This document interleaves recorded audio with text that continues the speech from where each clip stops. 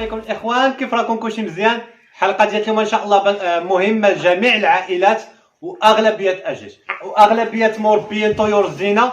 ضروري خاصك تفرج في هذه الحلقه هذه لانها مهمه. بقى معايا الحلقه باش تفهم، لان راه كاينين شي قنوات نتاع المرقه دابا مؤخرا خرجوا شدوا واحد 1000 درهم من عند موالين البرودويات، ولاو تيخرجوا دابا في الحلقات وتيقولوا لكم ضروري البرودويات، ضروري الفيتامينات، ضروري الطيور الزينه. داكشي وراه داكشي ما كاينش. اما انت كمربي ناجح وكعائله، النجاح كاين في الطبيعي، يكون على يقين.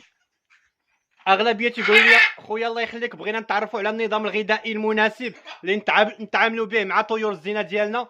واخا حاط حلقات بزاف واغلبيه الحلقات كنعاود هذا الموضوع هذا، كناكدوا للاخوان انه تربيه طيور الزينه شنو هما العنايه. راه ماشي هما دوك الفيتامينات وداكشي اللي كتجيبوا لهم ديما، لان راه الفيتامينات وكلشي كيكونوا في هاد الاغذيه هادو اللي كتقدموا لهم.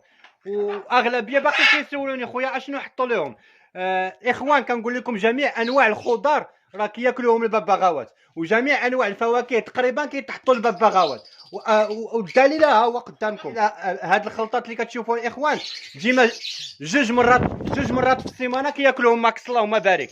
يعني هاد الشيء كله اللي كتشوفوا قدامكم اشنو كندير لهم. هاد الطريقه كي تشوفوا كنقطع طروفه كبار من كل شيء، كندير واحد فيه الخضر كامل ومخلطين، وكندير واحد فيه الفواكه، وعاد اهم حاجه هي التمر شفتوها، واللوز مفرتت، كيكون اللوز مفرتت من فوقهم، البنان، التفاح، بوعويد، كاع الفواكه تقريبا. هاد الوجبه الاخوان جوج مرات في السيمانه ديما الببغاوات ديالي الحمد لله تاكلوها. داكشي اللي كيخليهم في صحه جيده اللهم بارك، وبخير وعلى خير زكا، وبخير وعلى خير. ما عمرو داق شي فيتامين ولا شي برود، لا هو لا جوليا بعدا ما عمرني حطيت لهم شي حاجه في الماء.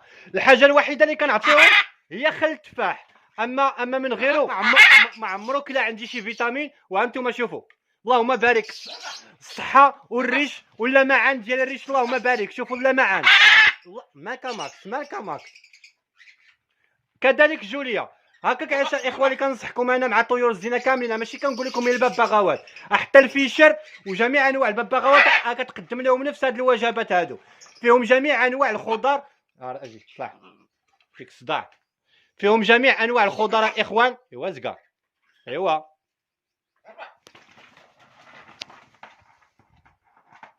يلا اجي شوف عدا فين طالعه.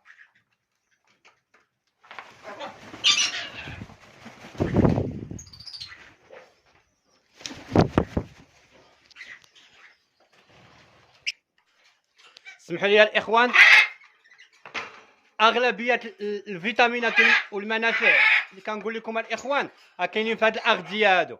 يعني الطريقه انت باش تتعامل مع طيور الزينه ديالك، اش كنجي ندير لهم شبكه بحال هذا الشكل، نخلطها كامله وكنقدمها لطيور الزينه جوج مرات في السيمانه، والحمد لله في صحه جيده. ما فيهم لا اسهال، ما عمرهم مرضوا لي اللهم لك الحمد، وبخير وعلى خير. مساله وحده اللي كنصحكم بها شنو هي، اغلبيه الخضر انا كنحاول نجيبهم طبيعي، يعني يكونوا مسقيين طبيعيين. وفاش كنقدمهم لهم قبل ما كنعطيهم لهم كنحاول نغسل مزيان. يعني هانتوما شفتوا الشبكات فين كنغسلهم مزيان وكنقيهم، عاد كنقردهم وكنعاود نغسلهم، عاد كنقدمهم لهم. حتى التمر بالنسبه للتمر والزبيبه الاخوان، حتى الزبيب والتمر كنشدهم كنغسلهم مزيان وكنحطهم لهم، وراه ناجحين الاخوان 100%. كون على يقين اذا كنتي كتعطي لطيورك جوج مرات في السيمانه هاد الاغذيه، تحتاج لها الفيتامينات حتى شي حاجه، حتى الصحه ديالهم اللهم بارك كتكون مزيانه. والحاجه الزوينه فيهم تيكون كيوليو تياكلوا كلشي اللي عطيتيها لهم، كيوليو تياكلوها. هذه ميزه زوينه. هذا الشيء بالاضافه من طبيعه الحال الميلونج اللي هو وجبه رئيسيه ديما كتكون عندهم. عاد ملاحظه بالنسبه للببغاوات انا الاخوان وقت ما جبت اللوري، حيت دابا اللوري يوميا كيبغي الخضر. ها انتم يعني ديما التخليطه ديالته يوميا كتكون محطوطه تما. كنبدلها 2 مرات، كنجيب تخليطه في الصباح، وسط النهار كنعاود نحيدها وكنعاود نحط لهم تخليطه. ودابا هاد التخليطه هادي غادي نحيدها، ها انتم باقا نقيه، ولكن غادي نحيدها وغادي نزيدهم دابا. هاد الشيء هذا اللي جبناه جديد. غير دابا بالنسبه للوري يوميا كنعطيه، فاش كنكون جايب ليه الطبق ديالو بحال هاد الشكل هكا كنكون مصايبو. اشنو كندير؟ كنهز وحده من الحاجه بحال هاد الشكل. كنهز هادي، كنهز تمره، كنهز عنبه، كنهز بحال هكا بوعويد، هي طريف وحده من الحاجه. الخوخ، البرقوق، البنان.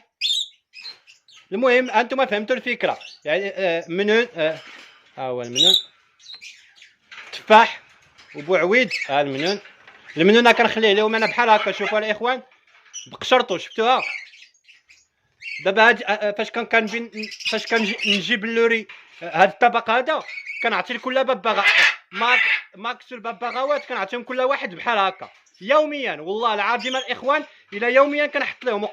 وقت ما جبت الوجبه ديال اللوري، وقت ما جبتها قسما بالله لا يوميا كنعطي الببغاء هاد الوجبه بحال هكا. هاد القياس هذا ديما تياكلهم والحمد لله ما فيهم لا اسهال لا حتى شي حاجه، وصحتهم بخير وعلى خير. هكاك علاش انا نصيحتي الا بغيتي تعتني بطيور الزينه ديالك، راه عليك ديما بالباناشي، ولفهم ياكلوا جميع انواع الخضر، وديما تجديد، وعطيهم حتى الفسطه ديما جديد. يعني ديما الاغذيه نتاعهم ابار الميلونج اللي كتكون حاط والزوال اللي كتكون حاط لهم، ديما اغذيه متنوعه. من طبيعه الحال اللوري هذا ضروري، هذا بزمني خصني يوميا نعطي هاد الوجبات ديالو. ولكن بالنسبه للببغاوات الاخرى والله العظيم الا يوميا كندوقهم، يوميا كنعطيهم بحال هكا. واللي شات كله راه كنعطيه اللوري. نتمنى الاخوان الحلقه اليوم تكونوا استفدتوا منها، ونتمنى ما يعاودش يتكرر ليا التعليق نتاع خويا. بغينا النظام الغذائي. بالنسبه لي الاخوان انا راه ما كننظمش. النظام الغذائي هو على حساب اشنو توفر لك انت. داكشي اللي كيتوفر لي انا بجميع الاشكال، وقت ما تقدينا الخضره جبتها حطيتها ولا التيسير، ضروري كنجي كنقرد كلشي وشويه من الحاجه، وكنجي كنحطها لهم. عاد ملاحظه اخرى، كاين حتى فوق هذا الشيء هذا ممكن نشد العسل الحر، وكنزيد العسل الحر هكا كنكبو على هذا الشيء هذا وكنعطيه لهم. يعني كل مره واشنو كنحط لهم في الغذاء. الوجبه الرئيسيه هي ديما انا حاط لهم الميلونج يوميا، هذاك ديما عندهم. وهذا الشيء هذا راه وقت ما مره يوميا، مره نهاريا، نهار لا، خصوصا في هذه الحراره غتيحتاجوا بزاف هما هذا الشيء هذا. يعني ما خصوصا هاد الوراق الخص وجميع انواع الخضر اللي بحال هذا الشكل، ما تحرموهمش منهم الاخوان في هذا الصيف هذا. ويكذب عليكم الكذاب دوك تيقول لك لا راه غتخرج على طيورك وراه ساهل، وراه كون كان ساهل غتبان لكم في الصحه ديال الببغاوات ديالي. اللهم بارك كلهم في صحه جيده ومزيانين. وانا راه هكا تنتعامل معهم الاخوان ديما. الطبق ديالهم راه تقريبا يوميا. الرسميه هي 2 مرات في السيمانه فاش كتكون مقضيه. ديما كنجي ندير لهم هكا بهاد الشبكات هادو باناشي، وكنخليهم ياكلوا كيف ما بغاو، حتى كيشيط لهم وكنجي نحيدو. والايامات العاديه كنجيب بحال هذا يوميا كنجيبو اللوري، كنجي كنهز منه غير وحده من الحاجه، وكنعطي لكل ببغاء كنعطيه شويه. وراه والبراز ديالو ما عزكم الله ديما مزيان، ما مرض ليا ما حتى شي حاجه وبخير وعلى خير. والوقايه الوحيده اللي كندير لهم هي خل التفاح في الماء مره، وديما العنايه النظافه، ديما الماء يكون جديد. وراه طيورك غيكونوا بصحه جيده، وكون على يقين غتشوف النتيجه ديالتهم. حتى لا من ناحيه الصحه ديالهم.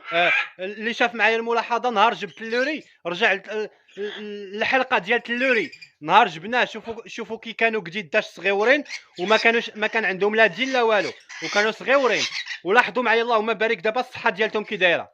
وهذا الشيء كله النتيجه ديالته الاخوان طبيعي. والله العظيم ما لقيت ماكلتهم، الماكله ديالتهم قسما بالله ما لقيتها.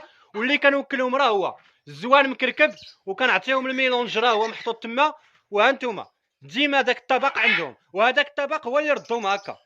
شوفوا اللهم بارك الصحه ديالتهم. رجعوا معايا الحلقات فاش نهار جبناهم، شوفوا هاد النتوى كي كانت، وشوفوا الذكر كي كان. شوفوا دابا اللهم بارك الحجم ديالهم ما شاء الله.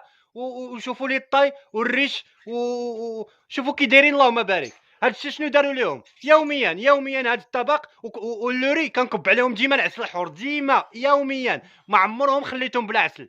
كنجي كنصايب لهم هاد الطبق هذا. نهار درتهم انا في هاد المسرح ما بقيتش كنجي نقدم لهم العسل من يديا، صافي خليتهم باش ينتجوا. اللي وليت كندير لهم كنجيب لهم ديما هاد الطبق هذا بحال هاد الشكل هكا وكنعمروا بالعسل من الفوق، تنكبوا عليهم واقسم بالله الا يوميا طبق بحال هكا وفيه العسل وها الصحه وها النتيجه.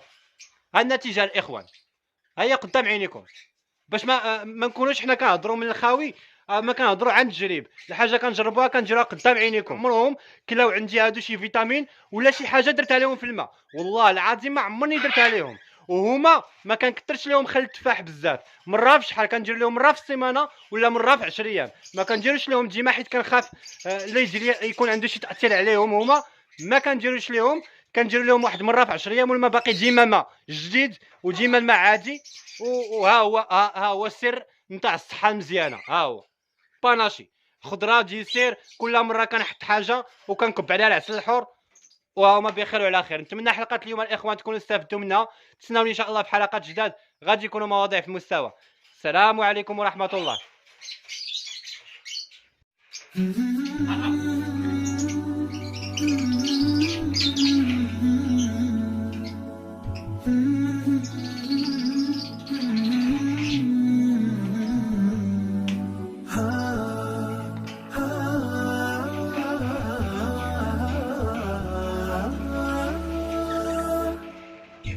كتاب الله للأرواح نور، تنال به السعادة والسرور، إلى درب الهدى والخير يهدي، وللجنات يوصل من يسير.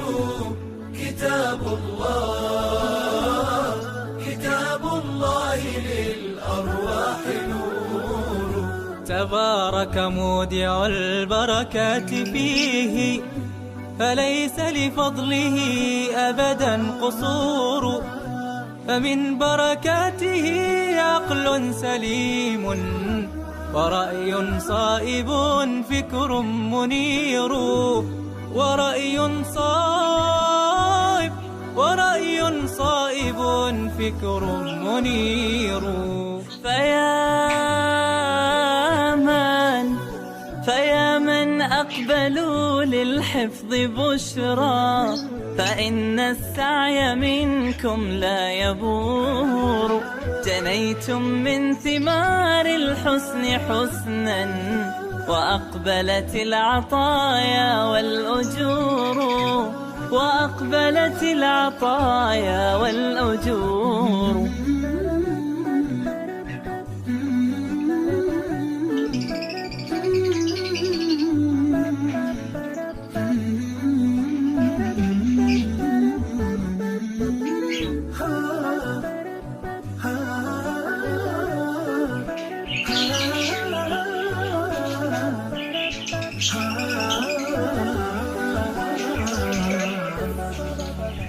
كتاب الله للأرواح نور، تنال به السعادة والسرور، إلى درب الهدى والخير يهدي، وللجنات يوصل من يسير.